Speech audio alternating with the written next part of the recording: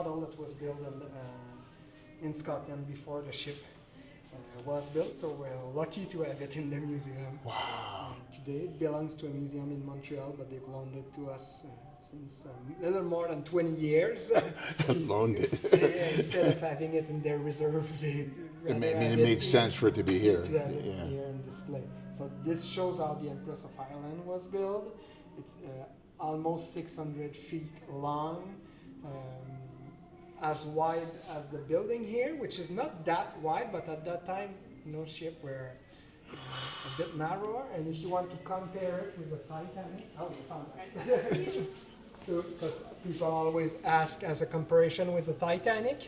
So we have the Empress of Ireland, the Titanic, that was way bigger, and Queen Mary II, that you can see a few times a year here, which is a cruise ship that's now under. So still in service. Yeah. Less than 20 years old. That ship's just to show that our ship gets bigger and bigger. And at that time, it was built in 1905, somewhere 1911, and it was like a race between all those companies to have the biggest ship. So every month there's like a headline on the news. So White Star has the biggest ship, then Cunard has the biggest ship, then CP has the biggest ship. It's just a race to have the biggest one. But so you all already see the difference. It sounds like the tech companies right now with AI. I don't know. In French, we have this expression that I could translate that the more it changes, the more it's the same. Plus ça change, plus c'est pareil. So I've heard. We repeat the same mistakes. For us, it's the more things change, the more they stay the same. Exactly. Exact same. That's the same thing. So you see the ship here. It could have, I don't know the exact number, but I'd say up to 1,600 passengers on it, or a little less than that, and 420 crew members on the ship. Wow. Every time it crossed the oceans, it had 420 crew members on it. Because it went from Liverpool to Quebec or the opposite direction 191 times before it sank. So it's not just the history of a sinking when you talk about the Empress. It's all the history of immigration in Canada at the beginning of the 20th century. Wow. So, and then up there, I guess, is the route. Exactly. So you see it left Liverpool. At summertime, went down to Quebec. Right. And at winter time, when there's too much ice, depending of the area, it would either stop in Halifax or St. John. Right. And they would get passengers on train. And they were like that. Even when it stopped in Quebec, usually it was not the final destination for people. So it crossed the Atlantic like that every 6 days. So once a week you had the Empress of Ireland leaving one and the Empress of Britain leaving the other, and they would just cross each other's path like that once a week somewhere into the Atlantic. And how long is that trip? About 6 or 7 days. 6 or 7 days? Yeah, exactly. It's not too bad. No, it's really fast. If you go, a few decades before that, before steam engines started to be more popular by the end of, I'd say, end of 90th century. But before that, you had to sail.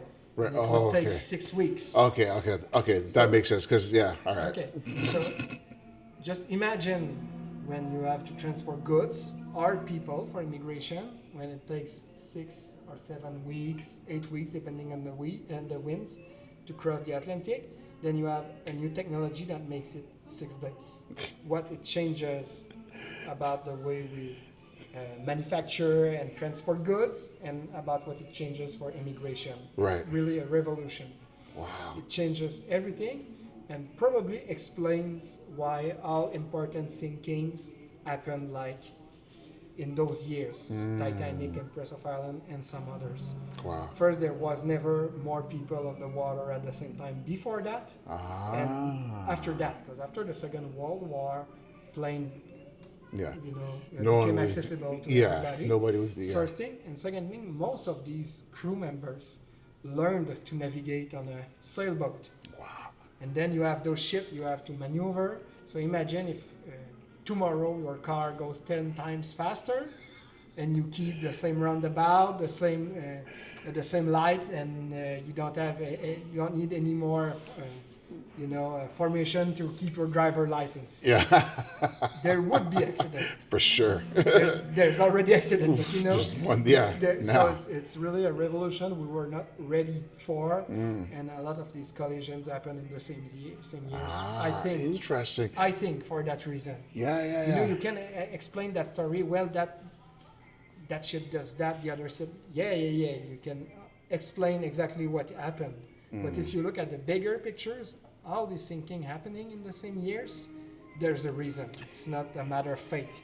So they can't keep up with the technology. It's going too fast, and then they're not changing all their habits and all that stuff before. Yes, you may speak. So those dishes are being used, right? Yeah, exactly. And how old are they? So the ship sank in 1914. 14. 14. Oh, okay. I cannot tell it. So it was from Around that time. Around that time, probably were on the ship since its construction in 1906. So, some plates might have been changed, but it's from the really beginning long of the time. Okay, beginning I took of a the nice 20th photographs century. of some dishes. Can you take a picture of that? Because he talked about the route. Picture and video. And when the Titanic sinks, we're talking about technologies and everything. When the Titanic sinks, they do some recommendation after that. They say, well, maybe all passenger ships should have wireless Marconi communication between them so they can communicate. So when the inquiry says that, they agree with me when I say it's a matter of technology, of regulation. After the Empress sank, they said, well, he asked for Marconi wireless to be on every passenger ship, but it was hit by a cargo ship. So maybe we should have, those Marconi on every ship after the Empress of Ireland. So it takes like an accident in order to change something, And we do the same today. We do. I don't want, to Jinx curse or jinx anything, But in a few decades from now, we're going to say, well, AI was crazy. Internet was a crazy idea. We need those guardrails. Yeah, exactly. We need I'm rules. Sure. It happens with every technological revolution. We need it now, actually, because and not to go off topic, but when you look at Gemini, for example, the one by Google, like every day there's something. It could do this with your images. It could do this. It could do this, and it's mind blowing what it can do now. So you're right. We need to have some guardrails before it gets out of control. It happened when printing arrived. It happened, same thing with all the fuel we use today. It goes on and on. I don't want to down everybody here today, but we still do the same mistakes when new technologies. I think it's all because right now I guess the thing that would be comparable right now would be the automatic driving cars, autonomous driving cars. That's what's happening right now. So to put it into perspective, like we're going from these ships to like now self-driving cars, and they're already doing stuff because we're hearing stories of cars running over people as they're learning how to do it. So they're probably doing exactly what you just said. Maybe we should have some technology that detects when people are crossing. So they're doing the exact same thing right now. It's interesting. First thing you get is have a good lawyer. Then after a few stories, you said, well, maybe we can change things. That's usually how it works. That's funny. Now I can resume in 2 minutes what happened the night of the sinking. At the 2 minutes? Okay. 2 or 3 minutes.